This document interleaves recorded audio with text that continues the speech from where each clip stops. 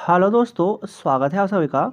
IRBI executive और notification out. Total 1036 post के लिए 1036 पोस्ट के लिए नोटिफिकेशन आउट हुआ है। तो इसमें एग्ज़ाम पैटर्न क्या रहता है, कैसे आपका सिलेक्शन होता है इसमें, और साथ ही साथ प्रीवियस ईयर का कट ऑफ क्या गया था, और जॉब ये परमानेंट होता है या नहीं होता है, या ये एक कॉन्ट्रैक्ट बेसिस जॉब रहता है और आपको कुछ टाइम के बाद आपको ये जॉब छोड़ देना पड़ता है। और साथ ही साथ कट ऑफ जो इसका निकलता है वो स्टेट वाइज निकलता है या ओवरऑल निकलता है। तो आज के इस वीडियो में हम इसी चीज़ के ऊपर डिस्कस करने वाले हैं। साथ ही साथ अगर आप IRBI एग्जीक्यूटिव का जो नोटिफिकेशन आउट हुआ है उसको फॉर्म भरने के लिए सोच रहे हैं, तो ये वीडियो आपके लिए हेल्पफुल रहने वाला है। अब चलिए वन बाय वन सभी चीज़ के ऊपर बात कर लेते हैं। सबसे पहले आपके लिए सब कुछ लाए हुए हैं, तो आप इत्मीनान से देखते रहिएगा वीडियो को। हम कोशिश करेंगे कि जल्दी से जल्दी आपको सभी चीज़ समझा पाएँ। देखिए, सबसे फर्स्ट बात करते हैं कि एग्ज़ाम पैटर्न क्या रहता है। तो एग्ज़ाम पैटर्न के लिए अगर बात करते हैं तो टोटल 200 का पेपर इसका होता है, जो प्रीवियस ईयर ही चेंज हुआ था। मतलब उससे पहले इसमें GA का सेक्शन ऐड नहीं रहता था, और अब से मतलब प्रीवियस ईयर से इसमें GA का भी सेक्शन ऐड होने लगा। तो टोटल आपको चार सेक्शन में आपका एग्ज़ाम होता है। एक होता है मैथ्स का पेपर, एक होता है रीजनिंग का पेपर, एक होता है इंग्लिश का पेपर, और एक आपका होता है GA का पेपर, जो नॉर्मल सभी बैंकिंग एग्ज़ाम में आपको यही फॉलो करना पड़ता है। और साथ ही साथ आपको हर एक सेक्शन का सेक्शनल कट ऑफ निकलता है। मतलब आपको हर एक सेक्शन का सेक्शनल कट ऑफ क्लियर करना पड़ेगा, भले ही वो 1 नंबर हो, 2 नंबर हो, 3 नंबर हो। मतलब जितना भी सेक्शनल कट ऑफ, जैसे आपको बैंकिंग IBPS में सेक्शनल कट ऑफ क्लियर करना पड़ता है, वैसे इस एग्ज़ाम में भी आपका सेक्शनल कट ऑफ क्लियर करना पड़ेगा। अब बात करते हैं कि इसमें डिफ़िकल्टी लेवल क्या रहता है।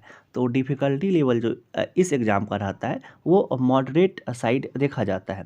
पहले कुछ साल पहले इसका ऐसा एग्ज़ाम होता था कि ईजी बोल सकते थे उसको, मतलब इसका एग्ज़ाम ईजी की तरफ होता था। लेकिन प्रीवियस 2 ईयर से जैसे इसका एग्ज़ाम हो रहा है, तो इसमें भी क्वेश्चन ऐसा नहीं होता है कि आप बहुत ज़्यादा ही डूएबल रहता है, आप आसानी से विदिन अ टाइम लिमिट सभी क्वेश्चन को कर सकते हैं। तो ऐसा बिल्कुल भी बात नहीं है। पेपर का लेवल मॉडरेट ही देखने के लिए आपको मिलेगा। और साथ ही साथ एग्ज़ाम का कंडक्टिंग बॉडी IBPS है। तो IBPS का अब इस बार का पैटर्न जान रहे हैं कि वो GA और मैथ्स को मॉडरेट करता है। तो इस एग्ज़ाम में भी आपको कुछ वैसा ही देखने के लिए मिल सकता है।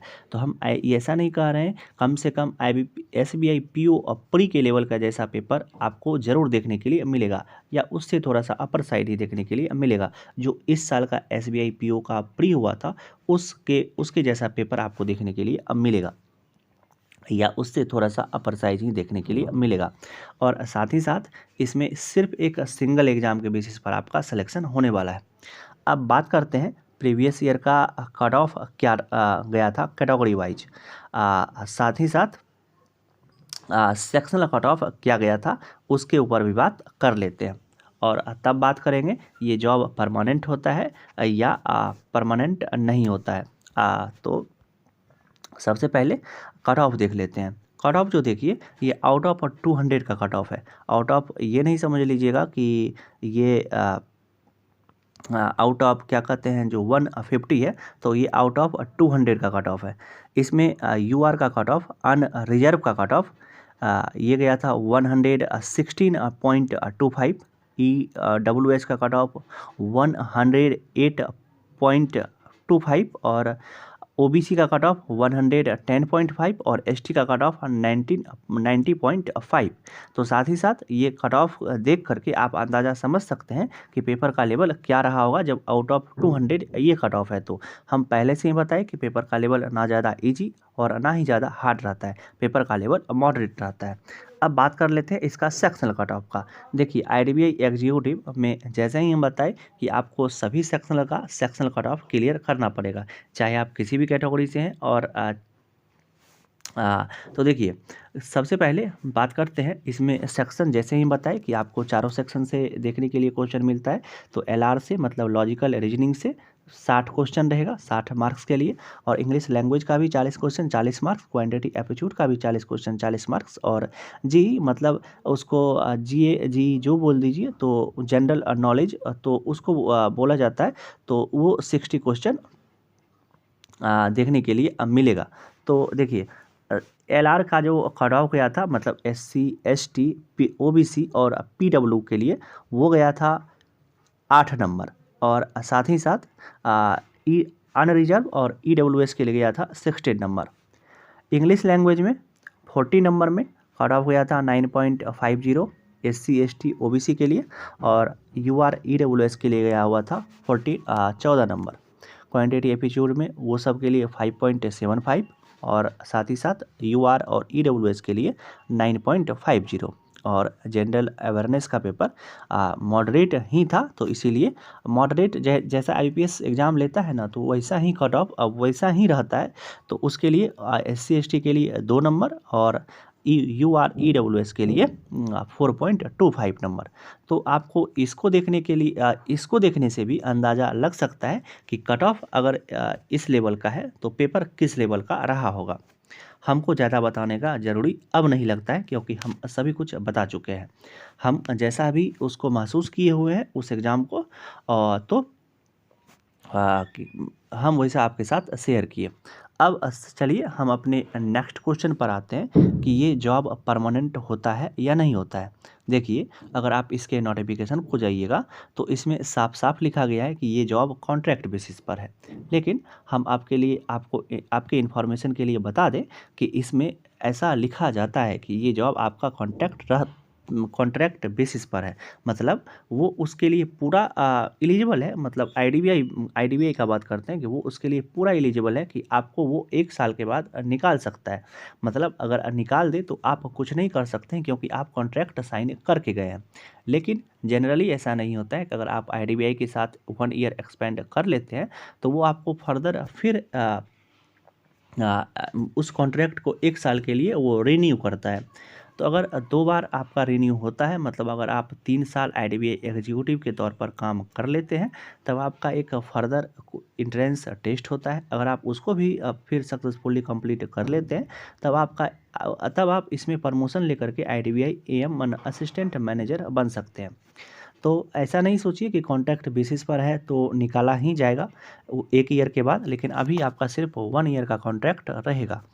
और तो अगर आप 1 ईयर के बाद अगर आपको फिर एक्सटेंड मिल जाता है, तो 90% या 95% को अभी तक एक्सटेंशन मिला ही मिला है, तो जल्दी किसी को निकाला नहीं जाता है। तो आप लोग इसको लिए डेफिनेटली अप्लाई कर सकते हैं अगर एलिजिबल है तो।